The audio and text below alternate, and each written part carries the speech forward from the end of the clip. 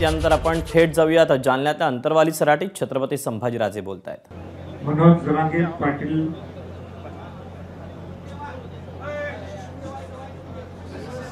हे या वर्षात 6व्यांदा आंदोलन आणि आमरण उपोषणाला बसलेले।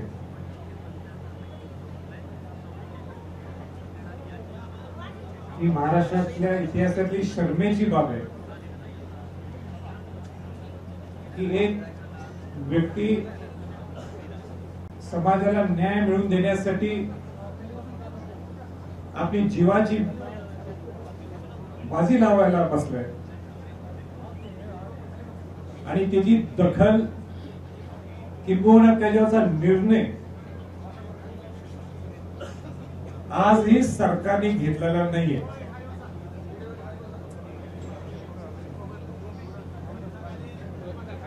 मी डॉक्टर्स कडनं आता सगळे रिपोर्ट्स घेतले।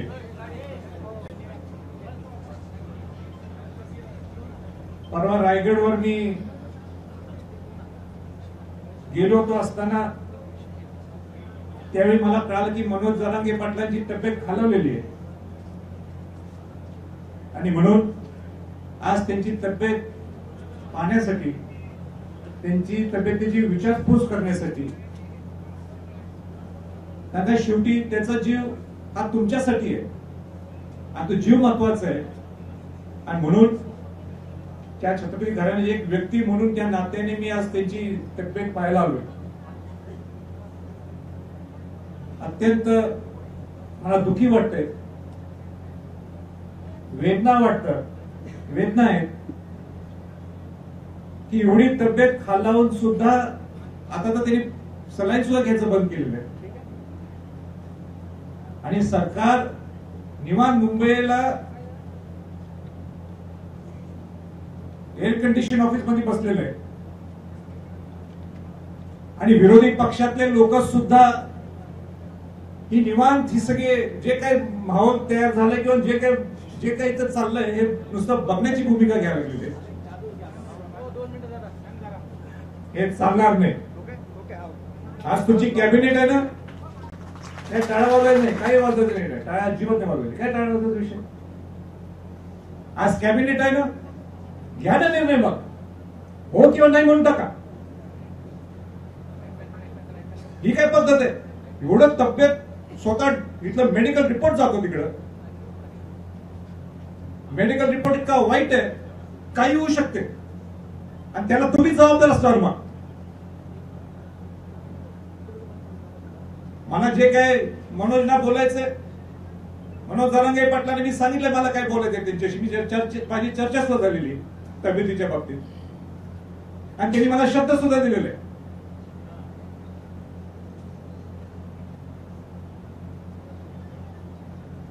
पण एक वर्षभरात मी दोघांना जबाबदार करतो, पहिला सरकारलाच आणि दुसरं विरोधी पक्ष शहर लोकांना सुद्धा। तुम्ही काय एकत्र येतं ठरवाने सांगा, आम्ही असं पद्धतीने आरक्षण देऊ शकतो काही नाही देऊ शकत। तिकडे पलीकडे बसायचं आणि नुसतं मनोज दादा म्हणत बसायचं।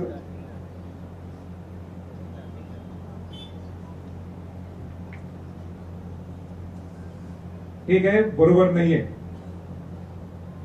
म्हणजे महाराष्ट्राच्या इतिहासात पहिल्यांदा एवढं आंदोलन होत आहे तर कोणासाठी? स्वतःसाठी? मी मनोज जरांगेंना माझी कितीतरी वर्षापासून माझी ओळख आहे आणि मी बघितलं किती प्रामाणिक लढा असतो मनोज जरांगेंचा, प्रामाणिक लढा। आज सुद्धा याचं कारण मला माहित नाही, मी 6व्यांदा 7व्यांदा त्याला भेटायला आलोय, पूर्वी सुद्धा आलो होतो, आजही आलो आणि उद्या सुद्धा येणार। मी सगळ्यांना सांगू इच्छितो, त्या सरकारला सांगू इच्छितो की ज्या राजश्री छत्रपती शाहू महाराजांनी आरक्षण दिलं होतं त्यामध्ये मराठा समाजाचा सुद्धा समावेश होता। आपण जर शिवाजी महाराजांचं, शाहू फुले आंबेडकरांचं नाव घेतो तर या मराठ्यांना सुद्धा न्याय मिळाला पाहिजे। आणि म्हणून पूर्वी सुद्धा मी मनोज जरांगे पाटलांच्या बरोबर होतो, आजही आहे आणि उद्या सुद्धा ठामपणे त्यांच्या बरोबर असणार आहे.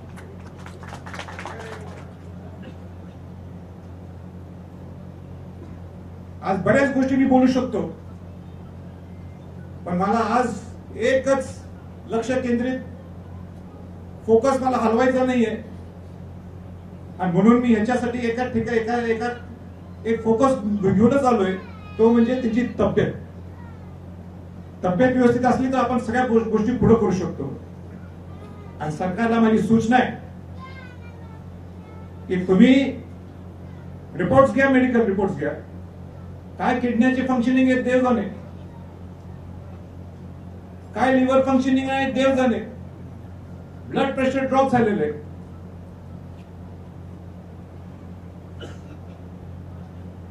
आणि ह्याचा तुम्हाला जराही गांभीर्य नसेल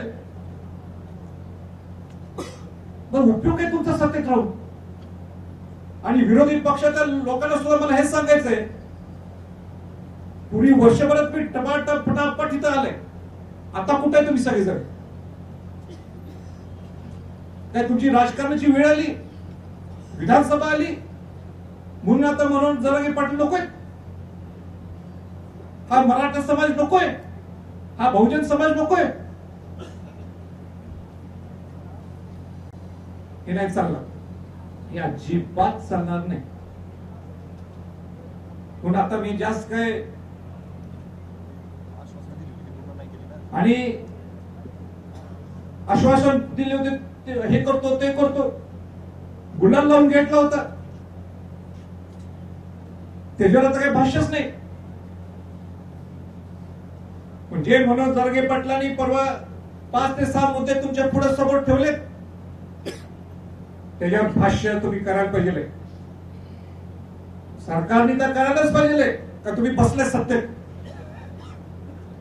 म्हणजे पाहिजे तरी तुम्ही म्हणताय विरोधी पक्ष लोक बोलत नाहीत, आम्ही नुसतं बोलायचं का? हो, तुम्ही बोलायलाच पाहिजे का तुम्ही आज सत्तेत बसलेले आहे. पण त्याच पाठोपाठ त्याच बरोबर विरोधी पक्षातल्या लोकांनी सुद्धा तुम्ही कसं आरक्षण देणार आहे तुम्ही सुद्धा भाष्य करायला पाहिजे. नुसतं आरक्षण द्या, हो दादांचं बरोबर, आरक्षण द्या, आरक्षण द्या. अरे नाही बाबा, बोला ना तुम्ही. मनोज जरांगे पाटलांचं जे एक अधिवेशन घ्या, स्पेशल अधिवेशन घ्या म्हणणं आहे, होऊन दे समोरासमोर, होऊन दे ना समोरासमोर. कोणाची इच्छा आहे त्यांनी बोलवून दे. 10% तुम्ही आरक्षण दिले म्हणता, ते कसं टिकणार आहे ह्याच्यावर सुद्धा मी भाष्य करावं. नुसतं टिकवणार 2 उठले, बोलून दाखवून द्या तुम्ही तिथे त्या विधानसभेच्या पटलावर सगळ्यांनी. आणि म्हणून या शिवाजी महाराजांनी सगळ्यांना न्याय दिला. 18 पकडतात 12 बलुतेदारांना शिवाजी महाराजांनी न्याय दिला. राजर्षी छत्रपती शाहू महाराजांनी सुद्धा सगळ्या बहुजन समाजातल्या लोकांना न्याय दिला. त्यामध्ये मराठा समाज सुद्धा होता. आणि म्हणून शिवाजी महाराज शाहू फुले आंबेडकरचं नाव घेत आहे तर सगळ्यांना न्याय देण्याची भूमिका सुद्धा सरकारची आणि विरोधी पक्षातल्या लोकांची आहे. नुसतं बोलून बोलून विधानसभेपर्यंत विषय न्यायचा हे नाही चाललं. मग आम्ही बघून घेतो काय करायचं, मग आम्ही बघून घेतो काय करायचं, नाही चालणार. याच्या पुढे भरपूर त्रास आम्ही सुद्धा सहन केलेले आहे. आणि म्हणून मनोज जरांगे पाटलांनी तब्येत सांभाळायला पाहिजे.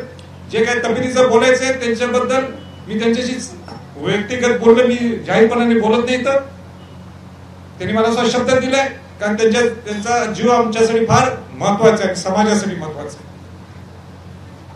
पण एकच सांगतो, मी थांबतो, मनोज जरांगे पाटलांच्या बरोबर मी पूर्वी सुद्धा होतो, आता ये आणि पुढे सुद्धा असणार.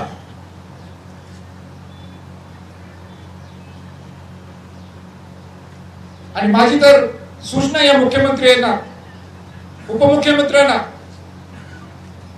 तुम्ही मेडिकल रिपोर्ट्स घ्या, काय त्याची परिस्थिती बघा. आता इथं स्वतः या, हेलिकॉप्टर येतात तुमच्याकडे, प्लेन येतात भरपूर, या नाही बघा काय परिस्थिती परिस्थिती आहे, रिपोर्ट घ्या, तुमच्या सिस्टम कडनं रिपोर्ट घ्या. तुम्हाला आमच्या डॉक्टरकडे विश्वास नाही ना, सोडून द्या. तुमच्या गव्हर्नमेंटच्या एजन्सी, गव्हर्नमेंटच्या तुमच्या मेडिकल सिस्टम मध्ये रिपोर्ट घ्या. उद्या काय झालं आणि झालं तर जबाबदार हे सरकार असणार आहे आणि विरोधी पक्षातले लोक सुद्धा, तुम्ही सुद्धा जबाबदार असणार आहे. नुसतं मायानं माझ्या बघून चालणार नाहीये. आणि म्हणून माझ्यासाठी जो मराठ्यांसाठी लढा देतो, जो शिवाजी महाराज शाहू फुले आंबेडकरांच्या विचाराने तो समतेचा लढा असतो, ज्याच्यासाठी न्यायाची भूमिका असते, ज्याच्यासाठी जो मनोज जरांगे पाटील एक योद्धा म्हणून पुढे आलेले, त्याला सहकार्य करण्याची, त्याच्या पाठीशी राहण्याची जबाबदारी या संभाजी छत्रपतींची. आणि म्हणून आपण सगळ्यांनी, मी इथनं निघणार आहे, पण आपण सगळ्यांनी मनोजना धीर द्यायला पाहिजे, विश्वास द्यायला पाहिजे. घोषणा देऊन होणार नाहीये, पण त्याला तुमच्या हावभावात मनोज जरांगे पाटलांना वाटायला पाहिजे माझ्या बरोबर माझा समाज आहे, ज्याच्यासाठी मी लढा देतोय. आणि मी अपेक्षा करतो की धीर देण्यासाठीच तुम्ही लांब सगळ्या महाराष्ट्राच्या कानाकोपऱ्यातून आलेले आहे आणि असाच धीर, असाच विश्वास तुम्ही त्यांना देणं गरजेचं आहे. मी आज त्यांना म्हणणार नाहीये. मागच्या वेळी त्यांना म्हटलं होतं मी तर पाणी घ्या, आणि ते माझ्या आग्रहासह मागच्या वेळी त्यांनी पाण्याचा सिप घेतला होता. पण माझ्या तब्येतीची सुद्धा काळजी आहे त्यांनी. मग त्या तब्येतीची एक वेळ अशी येईल, तो निर्णय त्यांनी घ्यायचा आहे. पण असं काही करू नये त्यांनी करू नये जेणेकरून त्यांच्या तब्येतीला शेवटचा धोका असेल. आणि म्हणून सरकारवर प्रेशर टाकण्यासाठी म्हणा, किंवा समाजाची बाजू मांडण्यासाठी म्हणा, मी आज त्यांना म्हणणार नाही की पाणी घ्या. अनेक लोकांनी मला इथे येताना सांगितलं की राजे तुम्ही सांगा, तुमचा शब्द पाळतील. हे सरकार बसलेलेच हे गुंडाळून टाकायला हे आंदोलन. अनेक लोकांची इच्छा नव्हती की हे आंदोलन व्हावं, पण त्यांनी निर्णय घेतला. ही शेवटचा लढा आहे. पण शेवटचा लढा असताना सुद्धा त्यांच्या सगळ्या सहयोगी, त्यांच्या सर्व सहकार्यांनी सुद्धा तुम्ही लक्ष ठेवायला पाहिजे. मलाही रिपोर्ट देत जावा. काय ऐकलं नाही तर मला सांगा शेवटच्या एकदमच ते बेताची परिस्थिती निर्माण जर झाली तर ते आपल्याला परवडणार नाहीये. म्हणजे मी इकडे म्हणतो पाणी पिऊ नका, सलाईन लावू नका, पण एक वेळ अशी की तिथं घ्यावं लागतंच. त्यावेळी निश्चित संभाजी छत्रपतींना बोलवा. कुठंही असेल मी तिथं त्या मिनिटाला मी तर परत आंतरवाली सराठीला परत येईल, एवढं मी तुम्हाला सांगतो. एक आंदोलन उभं राहिलेलं आहे. मनोज जरांगेंचं आंदोलन सुरू झालं की ओबीसीचं आंदोलन होतं. आता सुद्धा त्या पद्धतीचं आंदोलन त्या ठिकाणी आहे.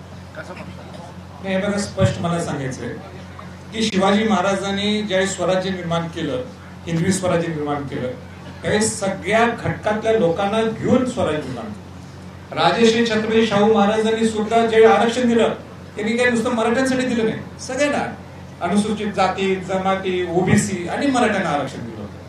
आज मला सांगा, बाबासाहेब आंबेडकरांनी आपल्याला घटना लिहून दिलेली आहे आणि घटनात्मक पद्धतीने जर कोण आंदोलन करत असेल तर ते काही चुकीचं नाहीये. न्यायालय ठरवल की हे आंदोलन बरोबर आहे का, यांच्या मागण्या बरोबर किंवा मागण्या सरकारने मंजूर केल्या ते चुकीच्या, ते बरोबर न्यायालय ठरवल. पण आंदोलन करणं तो हक्क असते, सगळ्या समाजाचा हक्क असतो. आज मराठ्यांचं जर मनोज जरांगे पाटील आणि धनगर समाजाचे करू शकतात, ओबीसी करू शकतात, पण घटनात्मक आंदोलनाला विरोध करणं म्हणजे शाहू महाराजांनी ज्यावेळी बहुजन समाजाला न्याय दिला, म्हणजे मला सगळ्यांना घेऊन जायचंय. पण हे सगळं करत असताना मनोज जरांगे पाटलांच्या आंदोलन करू नये, हे आंदोलन होऊ शकत. तुम्हाला तुमच्या हक्काचा न्यायाचा हक्क ना, तुम्ही लढत द्या ना तुम्ही. पण अशा पद्धतीने हिनी आंदोलन सुरू केलेलं आहे तिथं, म्हणून पलीकडे जाऊन आंदोलन करायचं, हे काय महाराष्ट्राला या गोष्टी शोभत नाही. हा सुसंस्कृतपणा नाहीये. तुम्ही आंदोलन करायला पाहिजे, तुमच्या हक्कासाठी मागणी करायलाच पाहिजे, पण दुसऱ्यांनी करायचंच नाही. दुसऱ्यांच्या मागण्या ह्या बरोबरच नाहीयेत. हा अधिकार या घटनेत आपल्याला बाबासाहेब आंबेडकरांनी जी घटना लिहिलेली आहे तसं त्याच्यात कुठेही लिखित नाही की दुसऱ्या समाजावर अन्याय करायला.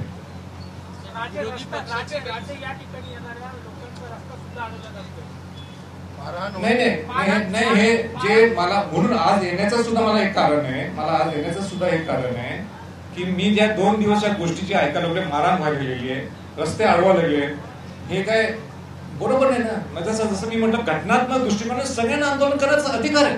सगळ्यांना, सगळ्या समाजाच्या लोकांना अधिकार आहे. पण कोणतरी करत असेल म्हणून त्याला अडवा यायचं, हे काय, ही आपली परंपरा नाही. तुम्ही करा आंदोलन, वेगळीकडे करा, हक्काने मागा तुम्हाला जे पाहिजे ते. पण ह्या माणसाने मनोज जरांगे पाटलांनीच किंवा आणि दुसऱ्या ठिकाणी आणि बोला त्यांनी आंदोलन करायचंच नाही, हे बरोबर आहे. तुम्हाला तुमच्या मागण्या आहेत ना, आमच्या ह्या मागण्या करा, आंदोलन करणं काही चुकी नाही. तसं आपल्याला संविधानात तो अधिकार दिलेला आहे. विरोधी पक्षाला पण तुम्ही आता बोललात की त्यांची जबाबदारी आहे, पण शरद पवारांनी आज पाठिंबा देऊन टाकलेल्या जरांगे यांच्या आंदोलनाला, मराठा आरक्षणाला पाठिंबा दिला, परंतु इतर समाजाला न दुखवता आंदोलन हे नाही. म्हणूनच माझं हेच म्हणणं आहे, अनेक मार्ग आहेत, त्यातनं मार्ग निघू शकतात. म्हणून ते एकदा विधानसभेच्या पटलावर होऊन जाऊ दे, एकदा कशा पद्धतीने हे आरक्षण देता येते आणि कशा पद्धतीने सगळ्या गोष्टी होऊ शकतात. त्यांची मागणी एकदम रास्त आहे. नुसतं पाठिंबा देणं इथं या आणि सांग कसं देणार आहे. 1 वर्षापासून आंदोलन सुरू आहे राजे, आता विधानसभा आहे. प्रत्येक पक्ष मनोज जरांगे पाटलांच्या आंदोलनाचा किती फायदा होईल, किती नुकसान होईल याची गणिते, याचे सर्वे सुरू केलेले आहे. पण उपोषणाकडे बघायला बरोबर आहे. पण मी एकमेव आहे, मी एकमेव व्यक्ती आहे जे मी मनोज जरांगे पाटलांना सांगितलं, आता पाडायचं बोलू नका तुम्ही, आता निवडून कसं आणायचं हे बघा. नाही टाळ्याने बोलू नका, निवडून कसं आणायचं बघा म्हटलं. आणि मी ह्या शब्दात सांगितलं, तुम्ही आमच्यावर नाही आलं तरी चालेल, पण ह्यावेळी तुम्ही यायलाच पाहिजे. हे जर हे सत्ताधारी लोक आणि विरोधी पक्षाचे लोक तुमची जर दखल घेत नसेल, तुम्ही यायला पाहिजे सत्तेत. उभा करा तुम्ही, आमच्या बरोबर या, आमच्यावर नाही यायचं येऊ नका, स्वतंत्र उभा करा, पण सत्तेत या. काय चुकीचं नाही, त्याशिवाय प्रश्न सुटणारच नाही.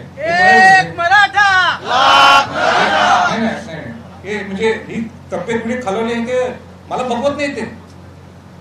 आणि आज सुद्धा मी कुठल्या राजकारणासाठी आलो नाहीये, मी पूर्णपणे प्रामाणिकपणाने तब्येत खालवली आहे.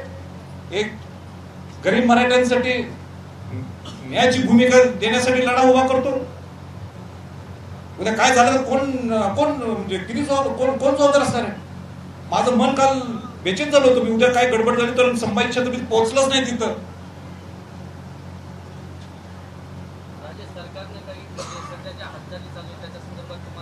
नाही मला काही कल्पना नाही, मी काही सरकारमधला माणूस नाही, म्हणून मला काही कल्पना नाही.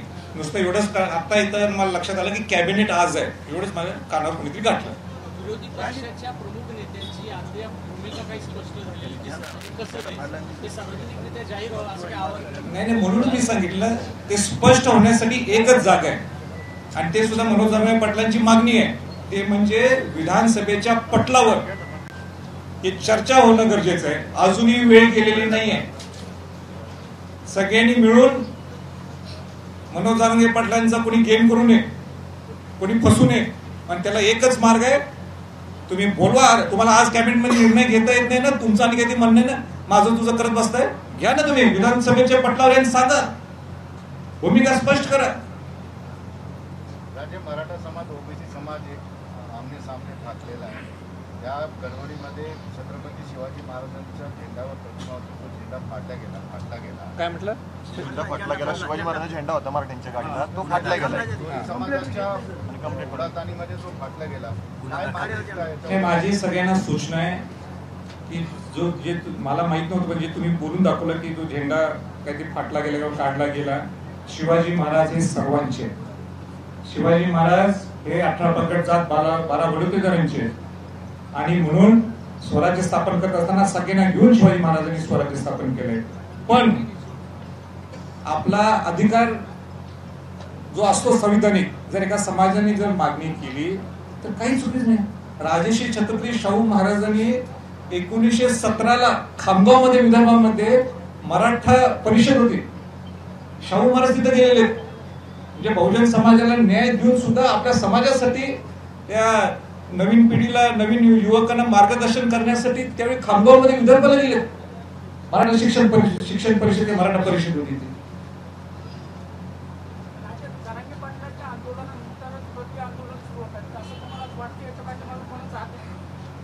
हे बघा, ते आता काळाने या गोष्टी लपून राहत नाही, ते समजणारच आहे.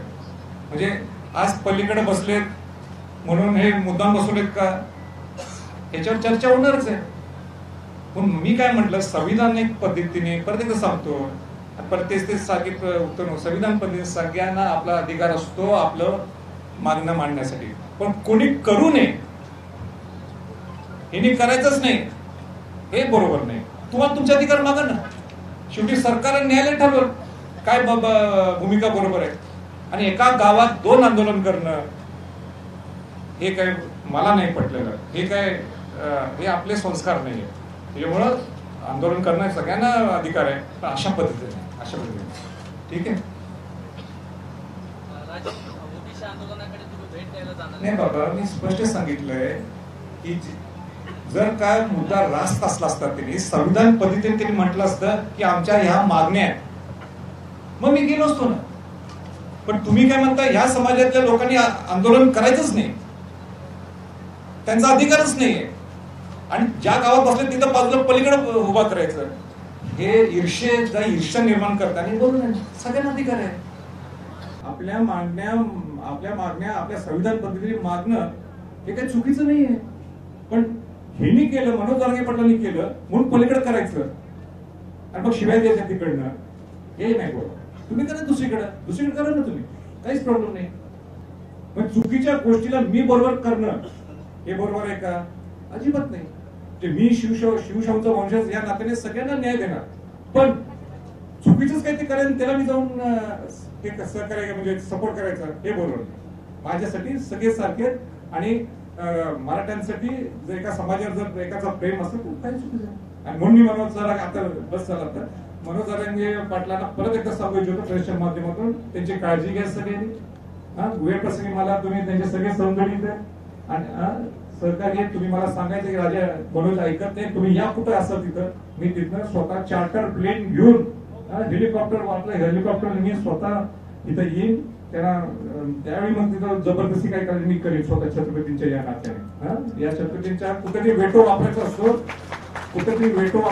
तो वेटो मी वापरेल, पण ते तुम्ही मला सांगा जिथं असेल तिथं मी तिथं येईल. ठीक आहे. आणि म्हणून मनोज जरांगेंवर तुम्ही सगळ्यांनी विश्वास द्या, धीर द्या, आणि सरकारवर दबाव आणण्यासाठी माझं त्यांना मनापासून शुभेच्छा. आणि मनोजने सुद्धा ज्या पद्धतीने मला सांगितले 2-3 शब्द, त्या पण त्यांनी काळजी घ्यावी. त्यांनी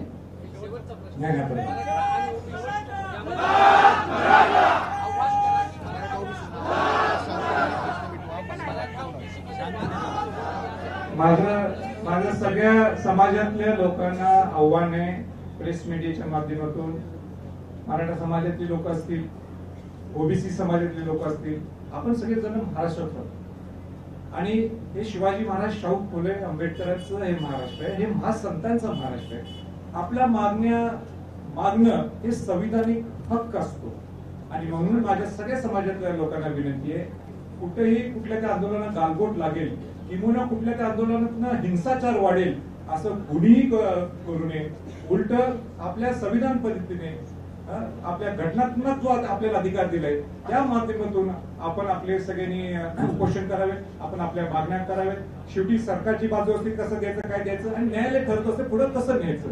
आणि म्हणून 2 जातीमध्ये 2 समाजामध्ये कुठे तेढ निर्माण होईल, वातावरण गढूळ होऊ शकते, असं कोणीही करू नये अशी माझी सगळ्या समाजातील लोकांना विनंती आहे. एबीपी माझा, उघडा डोळे बघा नीट.